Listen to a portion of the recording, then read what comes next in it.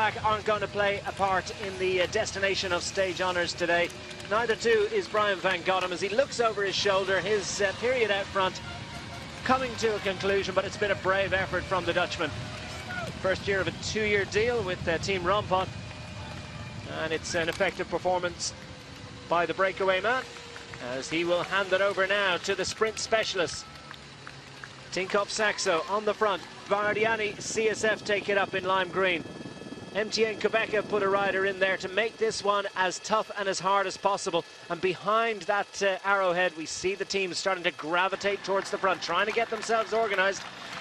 Well, it's all down to the top teams here now to make sure that this is strung out. A couple of the riders, I can just about see Boasson-Hagen on the right-hand side, just behind Benedetti. They're starting to move up. Benedetti obviously for Bora Argon 18. I think, to me, it's not quite fast enough.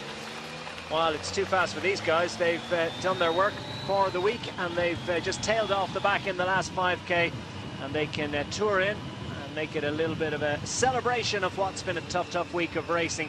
Looking like going the way of Chris Juul Jensen, who's safely in there at the moment in the yellow jersey, just moving up to fourth rider, third of the Tinkoff Saxo. He's still got 1,200 meters to go. Well, that's the perfect position for Juul Jensen to be in right now, ahead of all the sort of shoulder rubbing and elbow rubbing that's going to be going on. And ideally, when he's getting up here now towards the 3 kilometers to go mark, put Juul Jensen to take a big turn here, and then he's effectively safe home. A lot of guys starting to move up now. It's all starting to get busy, and they're crowding around the front as Baragli tries to get himself into position. We saw Boasson-Hagen, the MTN rider, his teammate on the other side of the bunch not so long ago. Bora Argon were assembled on the left-hand side of the bunch. Now they've moved over to the right. And that is difficult with this particular circuit as well. It's really hard to move up because there isn't really any long stretches of straight road where you can put down the pressure and move into position. So it's going to be a tricky old one. Well, the ticker says 300 meters to the point where a crash won't cost. Comes Team Sky on the right-hand side as well. Ben Swift with the young Michael Kerbel on the wheel there for Cult Energy as well.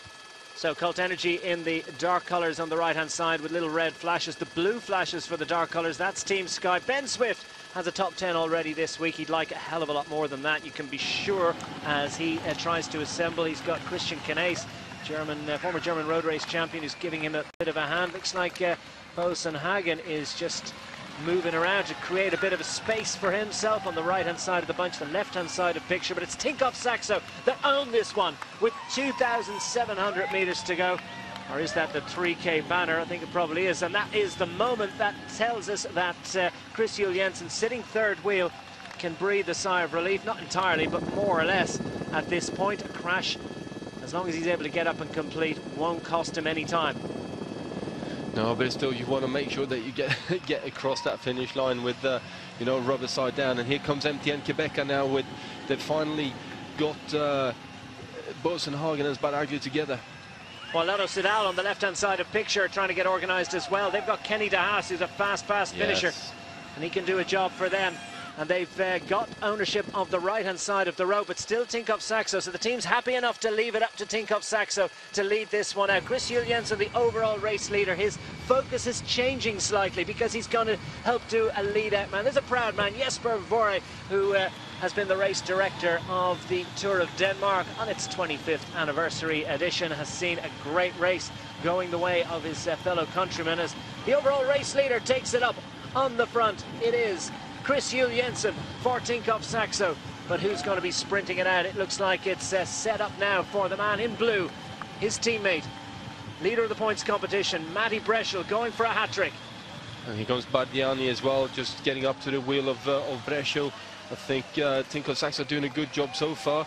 A couple of corners to negotiate now, though. Now, so we're well into the concluding period of this final stage of the Tour of Denmark as MTN Quebec dive bomb through to the front. But where is Edvald Boasson-Hagen? Where is Christian Baragli? They're sprinters a little bit further back. They're going to leave it up to Tinkoff Saxo. Bardiani CSF getting into the mix as well. And Matti Breschel just finds himself gravitating towards the front. It's about timing, this one, isn't it? And Tinkoff Saxo have the front of the peloton inside the last couple of kilometres of the Tour of position Denmark. there is Etienne Quebec right at this point, although there's some way to go.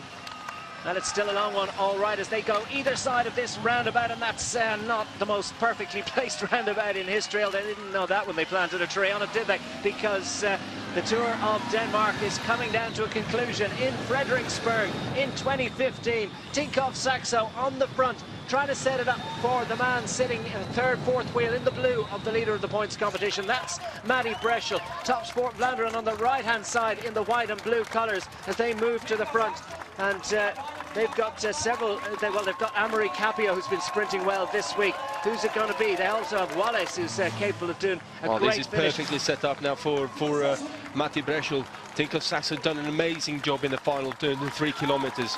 So we're running to the line, and here comes Matty Breschel sitting second wheel at the moment. It's looking good for Tinkoff Saxo. Bardiani are coming with a run, so too are MGN Quebec, and it's all too easy for Matty Breschel. Is he going to get his stage success? No, he wants to hand this one over, and is that Morkov that gets the victory? Morkov is gifted the victory, and we said it'd be too easy to get a 1-2 finish, too difficult to get a 1-2 finish, but Tinkoff Saxo managed it. Matty Breschel celebrating a wonderful success in the points competition, and it's another stage success for Tinkoff Saxo. Take the overall race win courtesy of Chris Juul-Jensen. Well, what a day as Michael Morkov takes the final stage for Tinkoff Saxo of Tour of Denmark 2015, ahead of his teammate Matty Breschel, who wins the points competition, and Chris Juul-Jensen takes the overall. It's a crushing display by Tinkoff Saxo. Amazing ride by Tinkoff Saxo there in the final few kilometres to hold on to that, but also how sharp is Matty Breschel to work out that his teammate had the opportunity to win that one and gift him the win. Chris Juul-Jensen gets the overall, and it's